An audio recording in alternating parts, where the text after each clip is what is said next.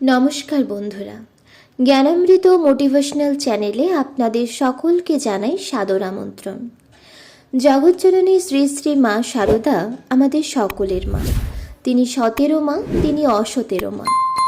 মা যখন স্থূল শরীরে ছিলেন তখন তিনি তার ভক্তদের কতভাবে দয়া করেছেন, কত রকম লীলা করেছেন তা আমরা অনেকেই জানি।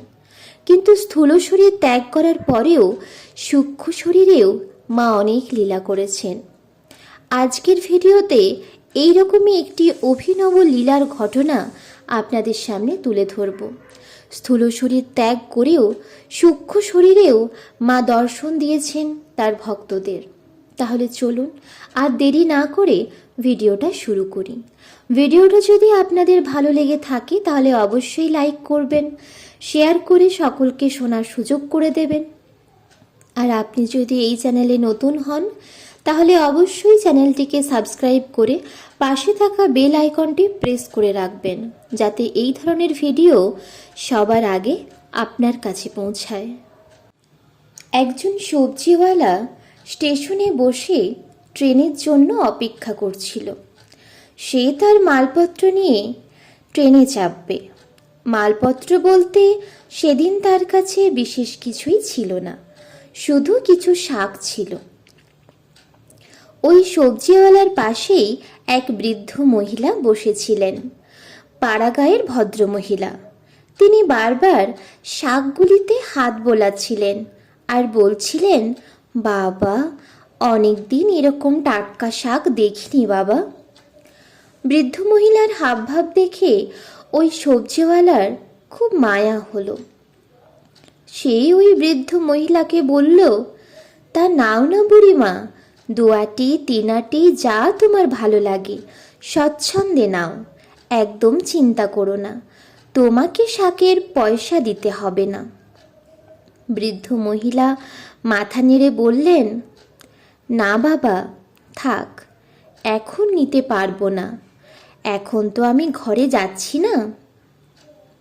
তারপর একটু থেমে বললেন, তুমি কোথায় যাবে বললে? শ্যামবাজারের দিকে শাক বেচতে যাও নাকি বাবা? তা বাবা, তোমার যদি দয়া হয় দুয়াটি শাক আমার ঘরে ফেলে দিয়ে এসো। যেদিন তোমার শাক বাঁচবে সেদিনই দিও কিন্তু। তখন সবজিওয়ালা ওই বৃদ্ধ মহিলাকে জিজ্ঞাসা করে, বুড়িমা, আমি আপনার ঠিকানা কোথায় পাব? বুড়িমা তখন বললেন, এমন কিছু না বাবা, শ্যামবাজার থেকে বেরিয়ে একটু উত্তরে বাগবাজার, সেই মুখে গিয়ে জিজ্ঞাসা করবে মায়ের বাড়িটি কোথায়, কেউ না কেউ তোমায় ঠিক দেখিয়ে দেবে। একদিন ওই সবজিওয়ালা বাজারে যাওয়ার আগেই কিছু শাক নিয়ে মায়ের বাড়ির উদ্দেশ্যে রওনা হলো। মায়ের বাড়ি খুঁজে পেতেও তেমন কোনো সমস্যা হয়নি, কিন্তু মুশকিল হলো ওই সবজিওয়ালা গিয়ে বলল, এই ঠিকানায় একজন বুড়িমা থাকেন, তিনি আমায় বলেছেন নোটে শাক দিয়ে যেতে, তাই আমি তার জন্য নোটে শাক এনেছি। সবজিওয়ালা যেখানে এই কথাগুলি বলছেন আসলে সেটি একটি মঠ। সাধুরা মঠে থাকেন। তারা তো সবজিওয়ালার কথা শুনে অবাক। এক সাধু বললেন, না বাপু, এখানে কোনো বুড়িমা থাকে না, দেখতেই তো পাচ্ছ এ হলো সাধুদের আস্তানা, এখানে বুড়িমা কেমন করে থাকবেন? নিশ্চয়ই তোমার কোথাও ভুল হয়েছে।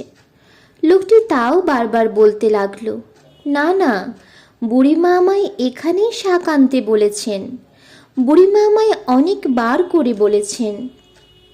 কথাগুলো বলতে বলতে লোকটির নজর পড়ে সিঁড়ির বাঁকে জগৎজননী শ্রী শ্রী মা শারদার বিভিন্ন বয়সের ছবি এক ফ্রেমে বাঁধানো। ছবিটি দেখেই সবজিওয়ালা বলে ওঠে, এই বুড়িমাই তো আমায় বারবার করে নোটে শাকের কথা বলেছে, আর আপনারা বলছেন তিনি এখানে থাকেন না। সাধুরা সকলে সবজিওয়ালার মুখে এই কথা শুনে হতভম্ব। জগৎজননী মা শারদা তখন স্থূল শরীর ত্যাগ করেছেন। সূক্ষ্ম শরীর ধারণ করে তিনি সবজিওয়ালাকে বলেছেন 2 নোটের শাক তার বাড়িতে ফেলে আসতে।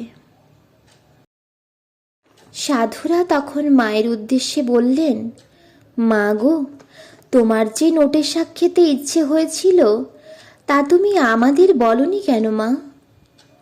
এই হলো আমাদের মায়ের অলৌকিক লীলা।